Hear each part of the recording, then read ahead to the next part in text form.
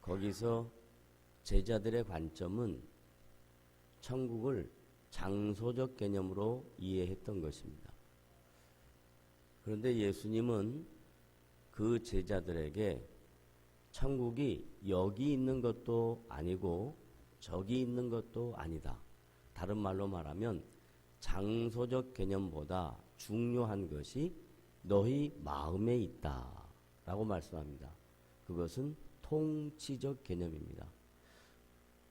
제자들이 살아갈 때, 또 하나님의 자녀들이 살아갈 때 하나님의 통치를 받는 그 자리가 천국인 것입니다.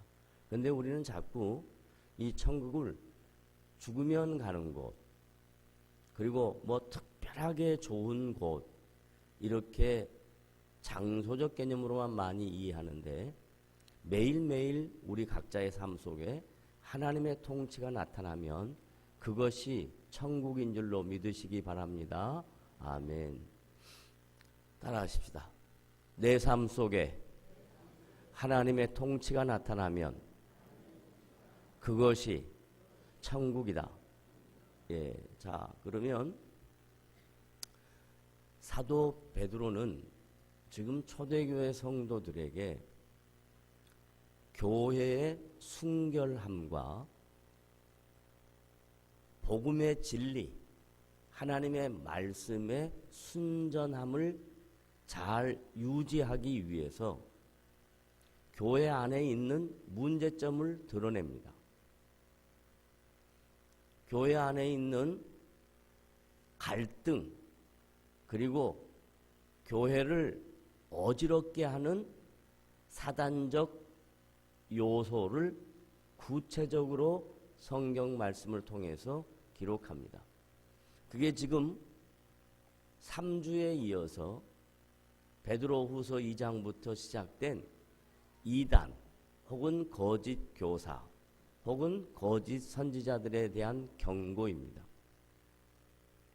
우리가 조심해야 할 것은 자기 기준으로 자기하고 맞지 않는 사람을 교리적으로나 신앙적으로나 자기와 맞지 않다고 해서 쉽게 상대방을 정죄하거나 판단해서는 안 됩니다. 중요한 것은 한 개인의 주관적 신앙의 가치가 아니라 성경 안에 기록된 객관적 진리, 이 객관적 진리 속에 드러난 교리의 배경 속에 잘못된 교리를 가르치는 이단적 요소가 있다거나 성도들을 잘못된 길로 인도하는 거짓 교사나 거짓 선지자가 있다면 그것은 정죄의 대상이 아니라 분별의 대상이다라고 가르치는 겁니다. 그러니까 우리는 신앙생활하면서 바른 신앙, 그리고 하나님이 원하는 신앙, 성경에서 가르쳐준 신앙, 이것을 잘 보존하는 것이 모든 성도에게 주어진 성도의 특권이면서 본분입니다. 이것을 놓쳐버리면 신자가 신자답지 못하고 교회가 교회답지 못한 겁니다. 신자가 신자답지 못하다라는 표현, 교회가 교회답지 못하다라는 표현은 하나님의 통치가 온전하게 드러나지 못하고 세상의 가치나 사람들의 경험과 판단과 이성으로 이 세상이 이끌어져 가고 교회까지도 그렇게 이끌려 갈 수 있다라는 겁니다. 그것을 교회에서 세속화에 대한 조심해야 될, 경계해야 될 권면입니다. 교회는 세상과 다릅니다. 신자와 비신자의 가치관은 다릅니다. 그런데 교회를, 신자를 세상과 동일한 것으로 이끌어가려고 하는 것이 거짓 교사고 거짓 선지자고, 그리고 교리를 잘못 가르치면 이단으로 우리가 분별할 수 있는 근거가 사도 베드로가 초대교회 성도들에게 권면했던 내용이 2장 베드로후서 2장 오늘 읽은 본문 9절부터 18절까지 말씀입니다. 그러면 이 말씀들을 읽다 보면 이해가 잘 되지 않습니다. 그래서 여러분의 이해를 돕기 위해서 거짓 교사, 거짓 선생 혹은 이단들에게 나타난 현상을 4가지로 제가 본문 안에서 요약을 했습니다. 첫째, 거짓 교사, 거짓 선지자, 이단은 자긍한다라는 표현이 나옵니다. 자긍한다.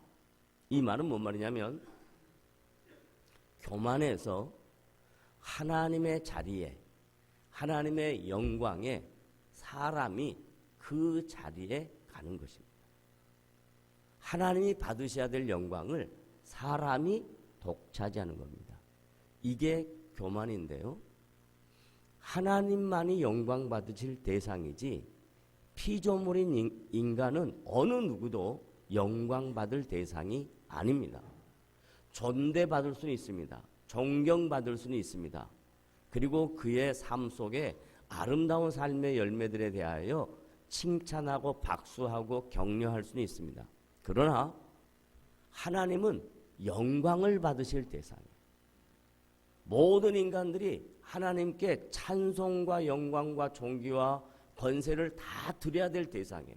그런데 지금 우리가 살고 있는 이 시대는 교회에서조차도 하나님이 받으셔야 될 영광을 사람들이 가로치고 있습니다. 이걸 분별해야 됩니다.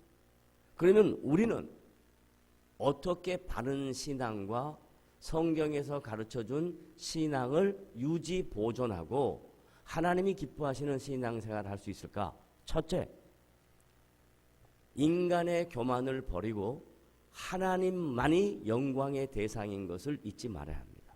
다 같이 따라합니다. 하나님만이 모든 성도의 영광의 대상입니다. 사람은 영광의 대상이 돼서는 안 된다.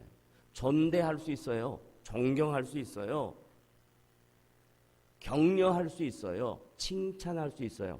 그러나 영광의 대상은 아닙니다. 첫째, 초대교회 안에 거짓 교사와 거짓 선자들과 이단들은 하나님이 받으셔야 될 영광을 자기가 독차지하는 겁니다. 그걸 자긍한다, 교만하다라고 첫 번째 그들에게 나타난 현상을 지적을 했습니다. 그러면 교만에서부터 시작된 이 가치가 마지막 4개 이단과 거짓 교사와 거짓 선생에게 나타나는 내용들이 다 연결이 되어 있습니다. 교만하면 하나님이 받으실 영광을 자기가 받게 되면 두 번째 나타나는 현상이 뭐냐? 도덕적 타락입니다. 여기서 말하는 도덕은 윤리 기준을 가리키는 도덕이 아닙니다. 여기서 말하는 도덕은 뭘 가리키는 거냐면 인간에게는 하나님의 형상이 있습니다. 근데 하나님이 받으셔야 될 영광을 자기가 독차지하면 그 사람은 어떻게 되냐면 이성 없는 짐승처럼 됩니다. 그걸 도덕적 타락이라 이렇게 묘사하는 겁니다. 이성 없는 짐승, 다른 말로 말하면 모든 인간에게는 하나님의 형상이 있는데 죄로 말미암아 범죄하면 타락하면 하나님이 받으셔야 될 영광을 자기가 독차지하면 하나님의 자리에 인간이 올라가면 그 인간에게 나타나는 삶의 행태는 어쩔 수 없이 짐승과 같은 이성 없는 행동을 할 수밖에 없다는 얘기입니다. 그 짐승과 같은 행동, 이성 없는 삶의 모습이 뭘로 나타나느냐? 그 시대의 가치관으로 두드러집니다.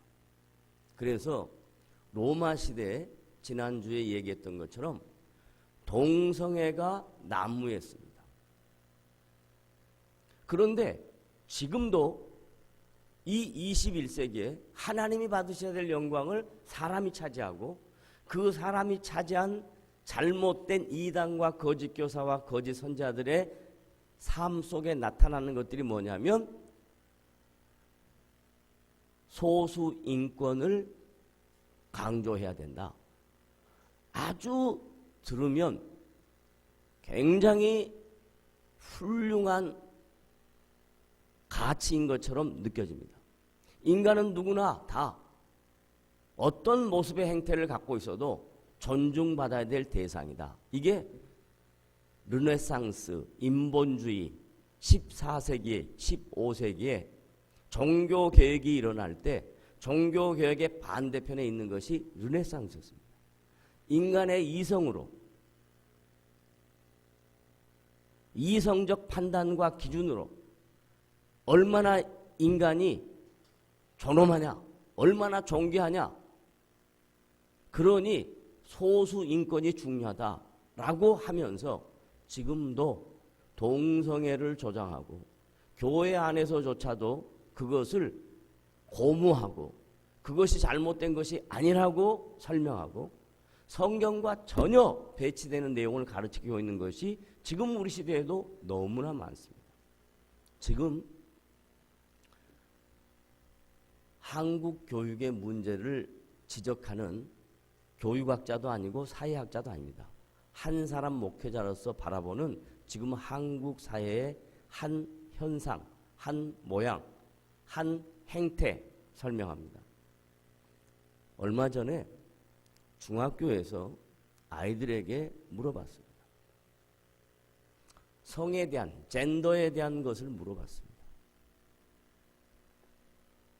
우리의 미래입니다.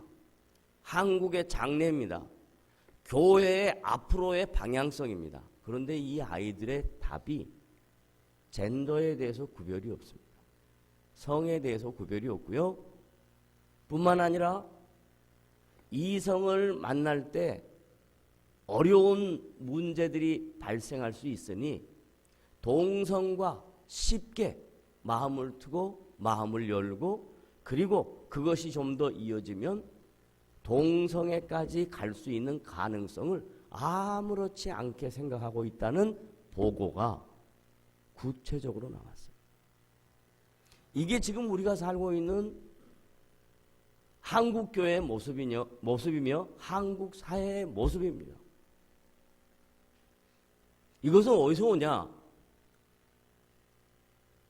세상이 마지막 때가 된다라고 하는 그런 마지막 때의 현상이라고 간단하게 치부할 것이 아니라 하나님의 영광과 하나님의 말씀에서 벗어나기 시작하면 그때부터 세대와 관계없이 어떤 시대와 관계없이 인간에게는 이성이 없는 짐승과 같은 행동을 할 수밖에 없는 결과가 나타난다. 이런 뜻입니다. 그 다음에 세 번째, 오늘 본문 안에서 얘기하는 내용이 뭐냐? 이런 하나님의 영광을 가르치고 이성 없는 짐승과 같은 행동을 하면 당연히 따라오는 게 뭐냐? 쾌락입니다. 쾌락. 하나님은 모든 인간에게 즐길 수 있는 자유를 허락하셨습니다. 여기에서 자유는 방종을 가리키는 게 아닙니다. 제한적 자유입니다. 이 제한적 자유라는 말을 다른 말로 표현하면 쾌락이라는 것은 자기를 위하여 누리는 것은 이건 하나님이 우리에게 허락한 제한적 자유가 아닙니다. 즐거움을 누리는 것은 하나님 안에서 누리는 겁니다. 그런데 초대교회 때도 그렇고 지금도 그렇고 세상이 모두 다 쾌락 중심으로 빠집니다. 너무 아이러니한 것은요. 주님의 나라가 이 땅에 임할 때 지금 다음 주가 성탄 축하하는 주일입니다. 약 2000년 전에 하나님께서 이 세상의 죄악의 관영함을 보시고 이 세상에 있는 죄의 문제를 해결하기 위하여 그의 아들 예수 그리스도를 보내실 때 세상의 죄악의 관영함이 어떤 거였냐면요. 헬라 철학자들이 에피쿠루스라는 학파가 있습니다. 스토아 학파라는 학파가 있고요. 스토아 학파는 이성으로, 인간이 갖고 있는 이성으로 신적 존재까지 가겠다 하는 것이 스토아 학파고요. 하나는 아니 뭘 그렇게 어렵게 사냐, 복잡하게 사냐, 골치 아프게 인생을 사냐, 즐기면서 살자 하면서 모든 것을 쾌락 중심으로 간 게 에피쿠로스입니다. 그러니까 예수님이 하나님의 아들로 오신 그 시대에도 스토아 학파와 에피쿠로스 학파가 전 세계의 사람들의 정신세계를 지배하고 있었다면 지금도 똑같습니다. 현상만 다를 뿐입니다. 즐기는 내용만 다를 뿐입니다. 모든 본질은 같습니다. 어떻게 같냐? 인간의 이성으로 하나님의 존재를 부인해요. 인간에게 주어진 자유를 가지고 방종으로 가요. 그러면서 쾌락을 즐깁니다. 모두 다 쾌락에 빠져 있습니다. 저는 홍대가 뭐 그렇게 좋은지는 잘 모르겠는데 모든 사람이 금요일만 되면 홍대 그러고 있어요. 저는 어떤 분한테 들었어요. 목사님, 그 홍대 앞에 가면 물이 좋아요. 거기 물은 무슨 물인지 도대체 뭔 물인지 모르겠는데 예수 믿는 사람들조차도 하나님의 통치를 받고 살아가는 사람들조차도 가치관이 전부 다 이런 쾌락에 다 빠져 있습니다. 그것을 분별하라고 얘기하는 겁니다. 사도 베드로가 우리에게 지금 가르치고 있는 내용이 뭐냐? 교회가 교회다워야 되고 신자가 신자다워지기 위해서는 이런 세상적 가치, 조류에 흔들리지 말아라. 이건 언제든지 있다 라고 이야기합니다. 마지막으로 네 번째, 이런 모든 것들을 다 누릴 수 있고 마음껏 즐길 수 있는 것이 뭐냐? 물질입니다. 탐심입니다. 모든 인간이 물질 앞에 다 넘어집니다. 다 넘어집니다. 왜 그러냐? 여러분은 돈을 막연하게 화폐, 물물 교환의 수단, 아니면 인간들이 살아가는 데 있어서 가장 중요한 가치, 이렇게 생각할 텐데요. 돈은 본질적인 의미가 화폐 유통이 아닙니다. 인간들이 살아가는 가장 기본적인 가치도 아닙니다. 돈은 뭐냐면 신입니다. 신. 돈은 우상입니다. 왜 돈이 신이고 우상이냐면 예수님이 말씀하셨습니다. 야, 하나님을 섬길래? 물질을 섬길래? 이건 이 세상의 모든 것들을 다 총망라해서 그 시대에 예수님이 신자들이 이 땅에서 살아갈 때 가장 중요하게 생각해야 될 가치가 물질이라면, 돈이라면 이건 신자로서의 본분에서, 신자의 정체성에서 심각한 문제가 생길 수 있다라고 가르치는 겁니다. 왜? 그 당시 모든 사람들도 다 물질만이 자기의 삶을 주관한다라고 생각합니다. 성경에서 가르치는 예수님의 말씀은 물질이 너의 인생을 주관하는 것이 아니라 하나님 자신이 너의 인생을 주관한다라고 가르칩니다. 그래서 예수님은 하나님 자신이 성도들의 삶을 주관한다 하는 것을 가르치기 위해서 비유를 사용합니다. 이 비유를 사용할 때 비유는 본질을 잘 설명하기 위해서 비유를 사용하거든요. 근데 이 비유도 이해 못할 수 있는 어려운 비유를 하지 않고 누구나 다 이해할 수 있는 쉬운 비유로 비유를 설명합니다. 여러분도 한번 다 같이 주님이 하신 비유를 제가 해보겠습니다. 여기를 한번 보세요. 뭐가 있습니까?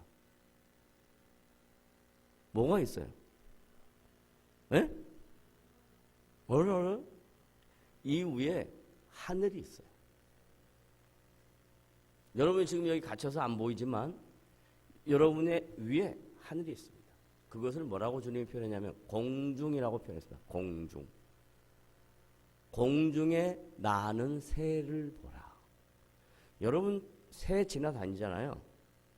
그러면 그 새를 보면서 예수님이 하신 말씀을 한번 이렇게 묵상을 해보세요.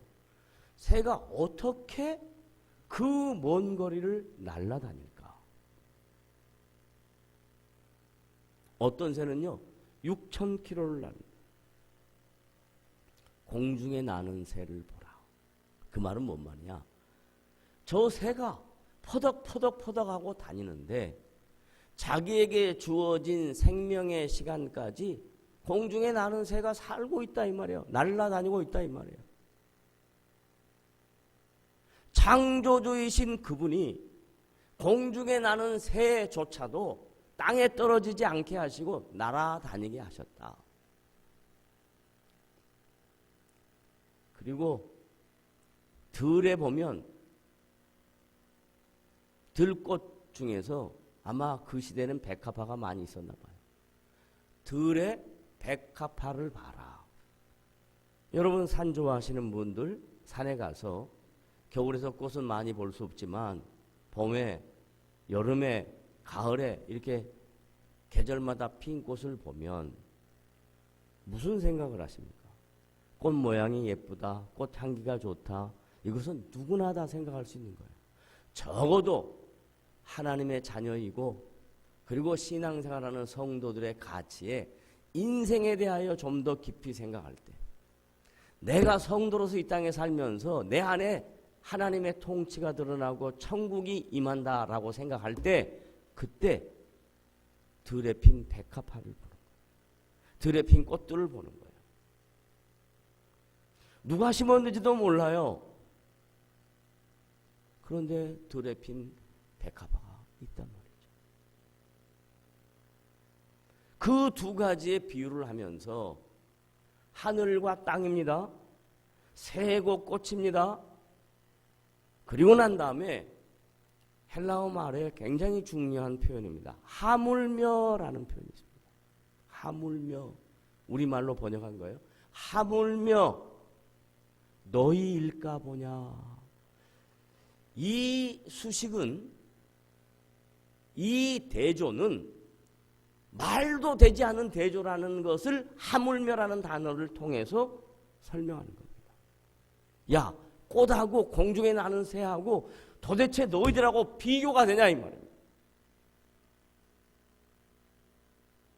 내가 너희들의 인생을 책임진다는 것을 믿어라. 내가 너희들의 삶의 주인인 것을 믿어라. 너희들의 삶 속에 하나님이 살아 역사하신다는 것을 인정해라. 그것이 되면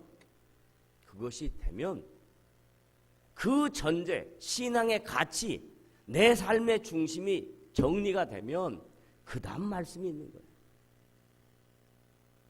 그것이 전제가 안 되면 우리는 항상 이 세상 속에서 인간이 갖고 있는 나약한 한계, 연약한 허물, 부족한 부분이 있기 때문에 어쩔 수 없이 거짓 교사와 거짓 선지자와 이단 사람들이 행하는 모습과 거의 유사한 모습을 갖고 살면서 교회에 나와서 성도로서 자기의 자리매김을 하고 있단 말이에요.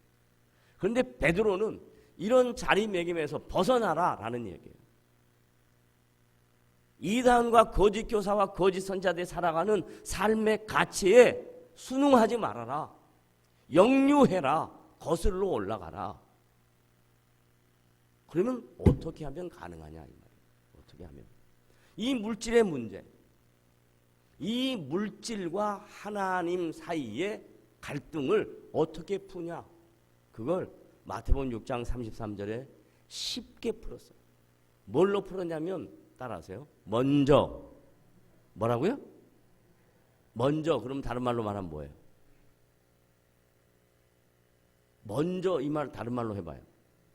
그렇지. 우선순위입니다. 우선순위. 돈이 필요 없다라는 얘기가 아니에요.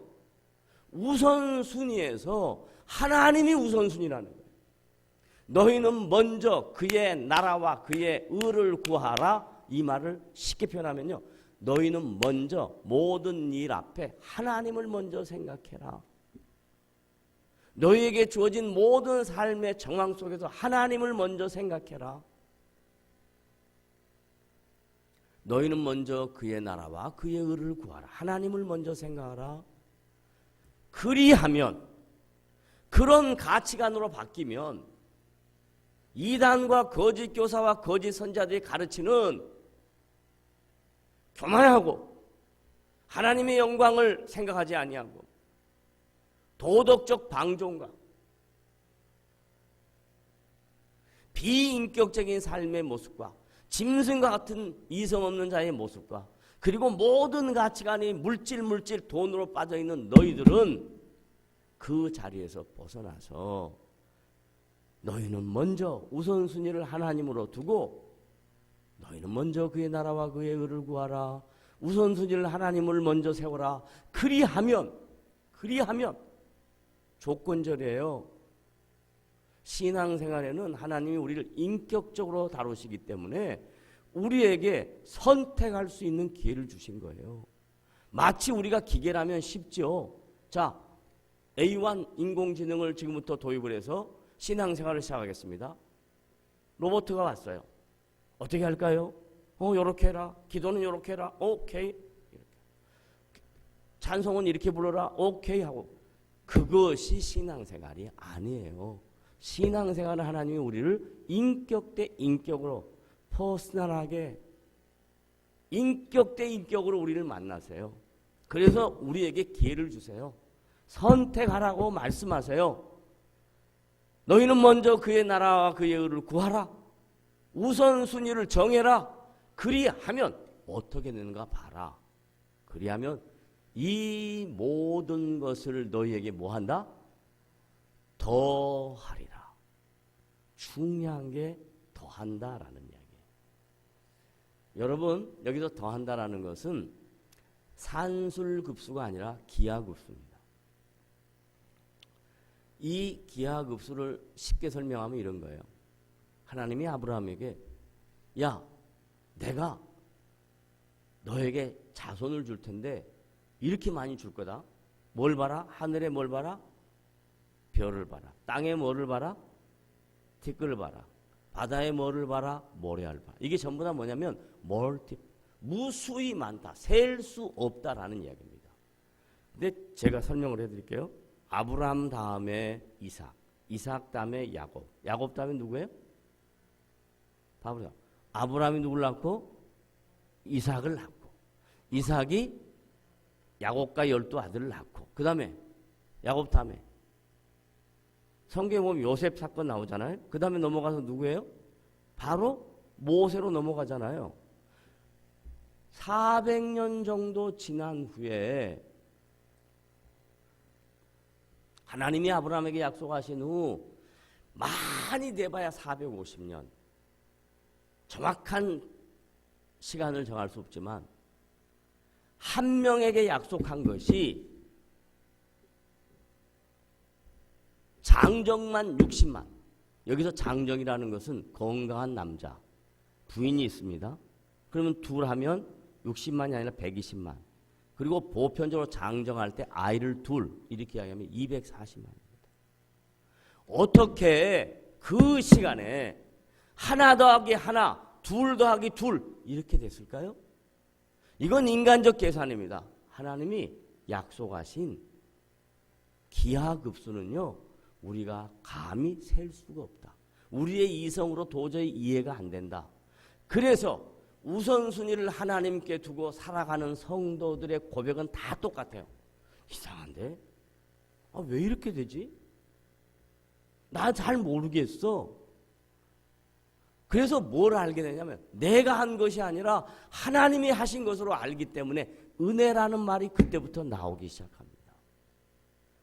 이게 하나님의 은혜구나. 이게 하나님의 도우심이구나. 이게 하나님이 내 인생 속에 함께 하신 결과.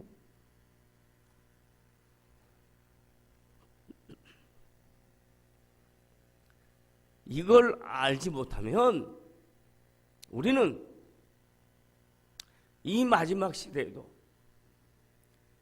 나는 이단이 아니다. 나는 거짓 교사나 거짓 선생에게 휩쓸려 다니지 않는다. 이렇게 생각할 것이 아니라 여러분의 삶의 가치와 여러분의 삶의 자세가 우선순위가 하나님 중심으로 될 때, 그때 비로소 여러분 모두가 하나님의 은혜를 깨닫게 된다라는 겁니다. 이런 일을 위해서 사도 베드로가 초대교회 성도들에게 교회와 성도를 순결하고 순전하게 지키기 위해서 강조한 내용이에요.